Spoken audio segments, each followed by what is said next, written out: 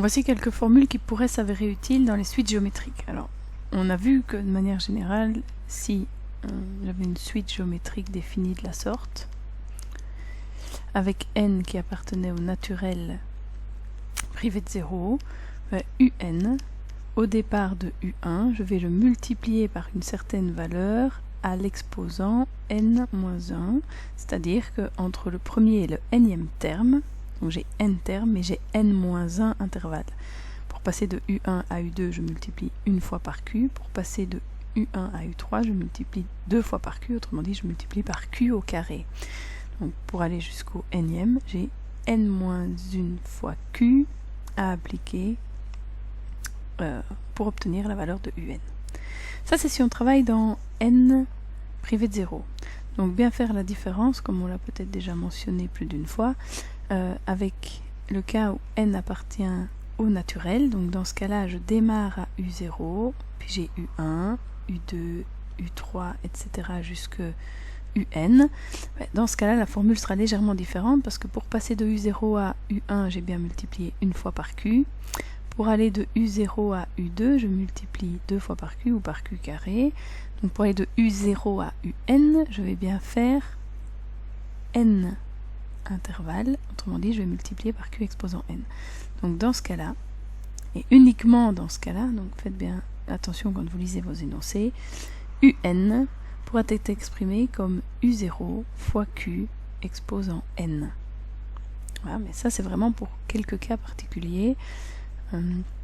Comme on l'a dit, d'énoncés peut-être plus scientifiques où on devra partir du moment initial, ou d'énoncés qui traitent plus d'économie, d'algèbre financière, où on parlera de capital initial. Donc voilà, mais sachez que les deux écritures sont aussi valables l'une que l'autre en fonction du choix que vous ferez au départ. Bon, pour le reste de la vidéo, je vais rester avec les naturels positifs, strictement positifs, donc privés de 0. Donc le premier terme s'appellera toujours u1. Si vous avez cette formule-là et que on vous demande de retrouver u1 au lieu de connaissant un certain nombre un, bien, dans ce cas-là, il suffit de transformer la formule et d'isoler u1. Pour isoler u1, je vais devoir diviser par q exposant n-1, puisqu'ici j'avais une multiplication. Donc u1, c'est un sur q exposant n-1. Si je dois trouver un au départ de up, donc si je dois trouver un alors que je connais u2, ben, il va y avoir quelques sauts à faire en moins par rapport à tout à l'heure. Donc si entre u1 et un l'exposant c'était n-1, entre u2 et un l'exposant ce sera n-2. Entre u3 et un, n-3.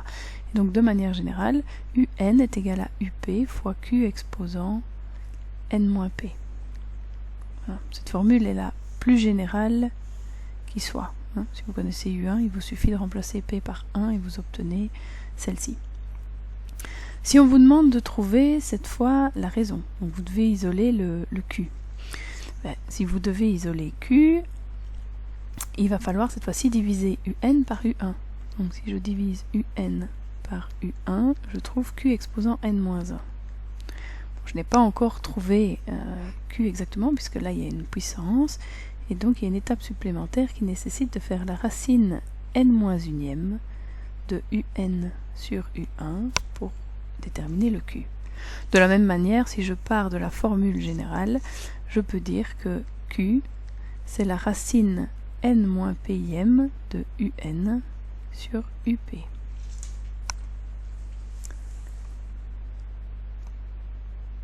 Voilà. Avec ça, vous avez déjà pas mal de formules. Bon, maintenant, c'est vrai que celle-ci, on peut l'écrire à ce stade-là, c'est celle-là qui vous sera le plus intéressant, mais vous auriez aussi pu isoler q exposant n-p, et vous trouvez directement un sur up. Voilà, elles sont de toute façon toutes liées les unes aux autres par des transformations relativement simples. Il en reste une toute dernière que j'aimerais vous montrer, c'est celle qui dit ceci. Donc un terme d'une suite est égal à la moyenne, donc cette fois-ci non pas arithmétique, mais à la moyenne géométrique des deux termes qui l'encadrent. Donc un-1 fois un plus 1. Alors de la même manière qu'on l'avait fait pour la somme, pour les suites arithmétiques, je peux définir un-1 et un plus 1 en fonction de un. Je sais que un plus 1, c'est un fois la raison. Le suivant, c'est égal à un fois une fois la raison. Pour trouver un-1, un-1 de la même manière, puisque je vais retourner en arrière dans la suite, au lieu de multiplier par q, je vais donc diviser par q. Hein? Et ceci, c'est la même chose que de dire que un terme fois q me donne le suivant. Tout ça, c'est lié. Bien, j'ai exprimé un-1, j'ai exprimé un plus 1. Si je veux maintenant exprimer un, je vois qu'ici j'ai un fois q, et là j'ai un divisé par q. Donc il semble assez naturel de vouloir multiplier un plus 1 et un moins 1. Si je multiplie un plus 1 par un moins 1, je vais en réalité multiplier un fois q par un sur q. Ici, j'ai bien des multiplications à tous les niveaux, une division. Les q vont pouvoir se simplifier. Donc, en fait, j'arrive à un au carré. Or, on aimerait bien montrer que un est égal à la racine carrée de ce qu'on appelle la moyenne géométrique des deux termes qui l'encadrent.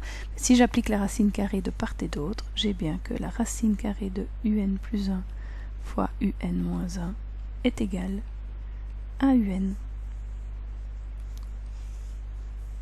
Voilà. Ceci clôture les formules dont vous pourriez avoir besoin dans les suites géométriques.